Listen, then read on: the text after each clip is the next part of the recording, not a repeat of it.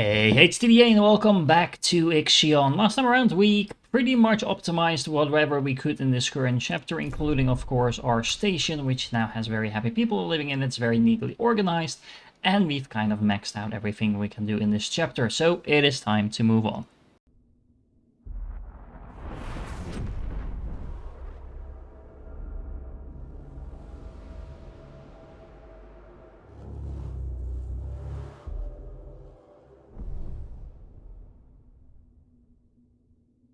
Full jump complete. Running preliminary diagnostics. Expected irreversible damage to the Tycoon detected. No surprise there. Calculations indicate the system's pulsar is dormant. Sensors have located the Piranesi, currently powered down. You must find a way to retrieve the Remus coordinates from it. Act with extreme caution, Administrator. How bad can it be? It's just a power down ship, right? Okay, so if you remember last time we built this awesome base that can support over 5,000 people, and we don't really have a purpose of expanding currently, so I'm not going to do that until we actually have a reason to do so. I'm actually going to stop, where are you? I'm going to stop the cryonic center for a moment, because it doesn't feel like it makes much sense to add a lot of new people to the system if we might be overloading our food supply by doing so. So yeah, I think we're just going to have to figure out what's going on with these events here so we know what to do next. The first one is at the planet that we actually arrived, and it says we have landed on 12H, a planet with intense geological activity. Fissures expel gas into the atmosphere and canyons run deep across the planet's surface. We have located a stable area where we should be able to study 12H's phenomena. We can do it with the quick and dirty way as usual, or we can do it properly, and of course this is what we're going to do as always. It will take a little longer, but we have all the research you could possibly want in order to do so, so this is actually going to be very quick and very cheap. As a quick side note, look at the happy people we have, +9 because we lost the -1 from the staying too long in the sector debuff. We're also actually collecting science from the pulsar, which I think is a really nice touch. I'm also really afraid that this pulsar is no longer going to be dormant soon, but yeah. I didn't actually realize this, but we can now actually build those missile countermeasures, and I'm going to set these to auto-build because I have a feeling we're going to need as many as we can get. Meanwhile, at the Piranesi ship, we have entered the Piranesi. There is neither light source nor gravity within the ship. Many modifications have been made to its structure. The walls are of an unknown shiny black metal that distorts the vision. The corridors we pass through are sometimes similar in design to those of Dolos or the UN. In some places, however, passageways are almost organic in shape. That seems a bit worrisome, honestly. Anyway, we did discover a large memorial. The statue at its center is obscured by the many cables, pipes, and conduits that lead away from it to the ship. We could make out the words properly of the BMS at its base. If the team was not so anxious, we would have stopped to carry out further observation. Locate the Reamer's coordinates. This is going to activate the ship, isn't it? If that's the case, we could actually leave it alone and do everything else we can before actually activating the ship, but I think we're ready, so let's just go for it. I'm actually thinking there is one more thing we can do, and I already started the event, but what we could do is go to space and build another probe launcher, because if we're going to need these defense measures, might as well have another place where we can actually build them. Oh, and actually, apparently, if we build these countermeasures, we can't actually build probes anymore. So there's another reason to have 2 of these, because I definitely also want probes in order to make sure I don't run out of any supplies anytime soon. Oh boy, no good deed goes unpunished. Apparently they want me to turn on the cryonic center in the sector because they feel sorry for the people that are actually asleep. Well, honestly, we only have 63 left to unfall, so we might as well just add them to the mix. I think we're doing good on food. Leaving it enabled for 30 cycles is a lot, but hopefully we won't find any new people soon. And we got some more signs now, so let's just make sure we keep upgrading the mining ship so we'll never run out of resources, even if we for some reason end up in a chapter with lesser resources than everything we've seen so far. Although I doubt that's gonna happen, but still. Alright, there we go. We have found them. The devices holding the Remus coordinates are behind a heavy reinforced door. We have tried several different approaches to open it, but we haven't even succeeded in scratching it. Connecting the Tycoon and the Eden to the Piranesi What's the add-in? Anyway, would allow us to power and reactivate the door's control subsystems. The connection is also necessary for the extraction and transfer of the Remus coordinates from the devices to the Tycoon. Administrator, one other thing. Shortly before we found the devices, we passed an effigy of Giovanni Battista, former member of the Marduk Council. Well, I guess removing the Tycoon. And there we go. In the meanwhile, we also have another planet over here, which is apparently 12G, and updrafts and downdrafts of ionized hydrogen form purple shaded tornadoes in immense green cumulonimbus clouds? I have no idea what it is. Anyway, grouping of tornadoes surround and circle a massive cyclone on a planet large enough in size to be observable from space. So what you're saying, it's Jupiter. Okay. We can do a basic analysis, set up measuring device, or launch an autonomous analysis drone.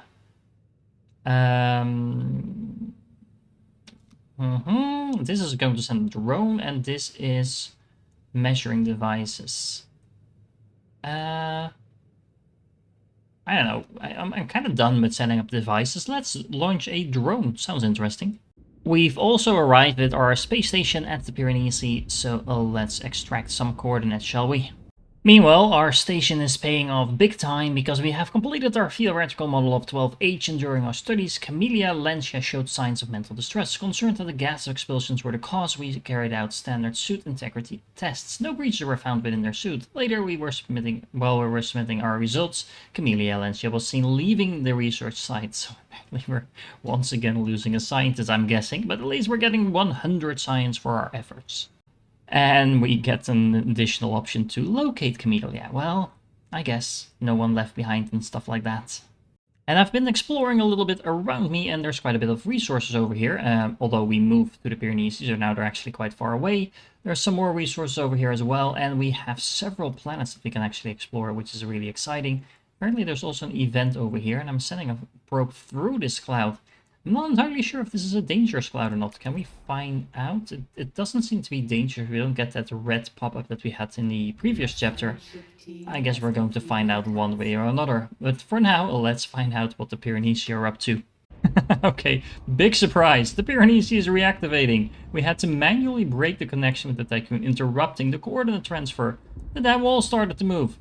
Thanks to our exoskeletons, we are making for the melon as fast as we can. Didn't see that one coming, did we?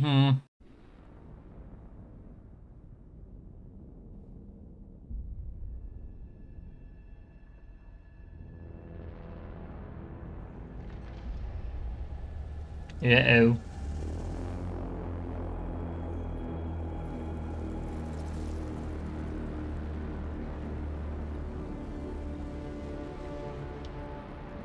Are those like drones? Yep.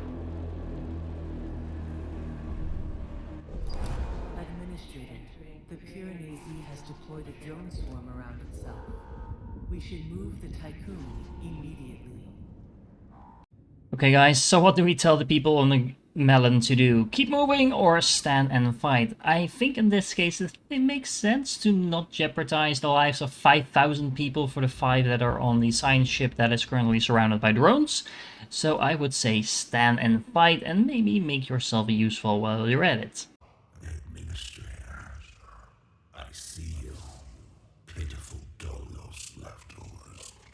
Ridiculous flesh bags. You are flies to me. I'll tear you apart, eat you, digest you, and soon you, your crew, the Tycoon, and whatever's left of Dolos will be part of me. I am primordial. I am Amoeba. You are nothing but erratic illusion, pointless heat dissipation, and abject failure. I have found your protection.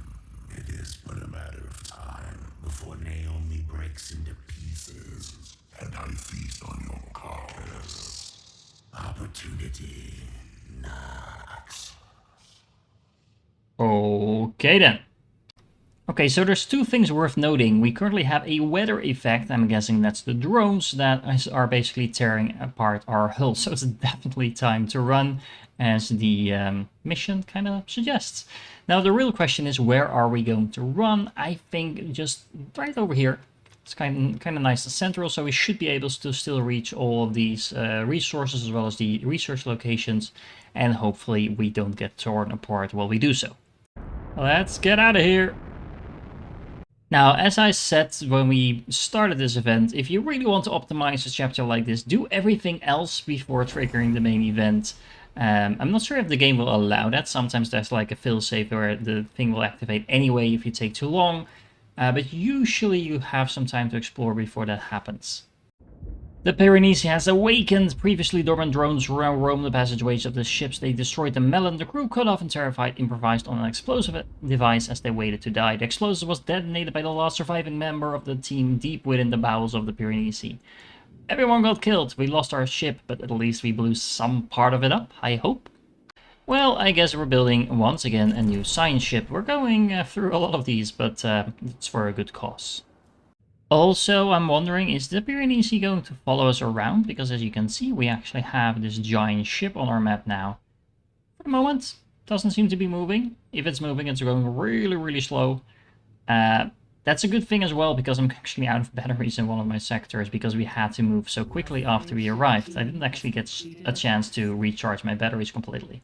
Oh boy, data control algorithms have been overloaded. Diagnostics indicate external interference. Images of the Piranesi flood every screen. They haunt dreams and leave indelible marks. Do you have a plan to save us from this monster and recover the coordinates of Remus, Administrator? There is fear.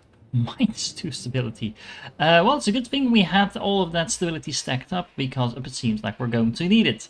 Alrighty, so with our current situation in mind, let's actually make the Tycoon go as fast as it can, because I have a feeling we might be jumping from planet to planet. Maybe not, but it doesn't hurt to be prepared. And once we've done that, maybe upgrading the batteries, at least the charging speed of the batteries, might be a good idea, just to make sure we can stockpile the energy a little bit faster than we would normally be able to do otherwise. Now, it might not necessarily be the most optimal way to play the game, activating this before doing everything else, but it's definitely more exciting, and it's a little bit more time efficient, because now we're doing a lot of things at the same time. And I assume it's kind of the intended way to play it anyway. And then we have another science ship up and running, so let's send it to the planet on the opposite side of the Pyrenees, because that's going to be very safe, right? Now, the Piranesi doesn't actually seem to be doing anything yet, so I'm wondering if this is going to be one of those cases where every time we trigger an event, it's going to move. I'm guessing we're going to find out. So what's up with Camellia? The reports from the Mendeleev team have become inconsistent, indicating psychological instability. According to their most recent transmission, the team is following the tracks of Camellia Lancia towards the house. Okay, so let's see what that means. We can enter the house to find her, or leave the planet. We're not going to do that. We're probably going to lose another side ship, but I want to know what's in the house. Oh, that's not good. They launched a missile. Well, we can launch a counter missile measure. There we go. That should work, right? We're going to automatically build a new one, so that's good. And I'm hoping this will actually work with a 100% rate, otherwise we're going to have some issues. Now, let's see. Will you make it go boom? Yes, nice. Defensive measures working as intended. Oh, this is interesting. I actually was just scouting for more events, but apparently there's a storyline event over here. So let's see what's on the other side of the cloud. Meanwhile, back on 12G, they might be giants, the drone fabrication pattern Kutiman took off from the cargo bay of the Hope and descended into the lower atmosphere. The collected data allowed the crew to update theoretical models of blah blah blah blah. The team has concluded that the pulsar activity of the system has had a significant impact on the atmospheric conditions present on 12G. The phenomena observed are unexplainable without external factors. That's it? Just 50 science? I guess it is. I guess it isn't. While preparing to depart from 12G, the crew of the Hope spotted something unusual, different from the observed meteorological phenomena. A translucent tubular formation pierces the cloud cover and rises high into the atmosphere. We can attempt to survey the unusual tubing. I guess we're going to do that then. Meanwhile, on 12F, We have landed there, and its surface is covered in ice, and the planet is bathed in a red mist around 100 meters in height. Numerous ice formations pierce the mist and extend skyward. The atmosphere radiates a blue light when illuminated by the system's pulsar. We have triangulated the location of the distress beacon and identified several sites that could be suitable for data collection. So apparently there was a distress beacon here. Oh, that's actually the distress signal belonging to Roxana. That's the one that we yeah, that's the one that disappeared into the sphere. I actually skipped this initial thing. Usually it doesn't tell you anything interesting. But this was the woman that jumped into the sphere in the previous chapter. Ah, that's interesting.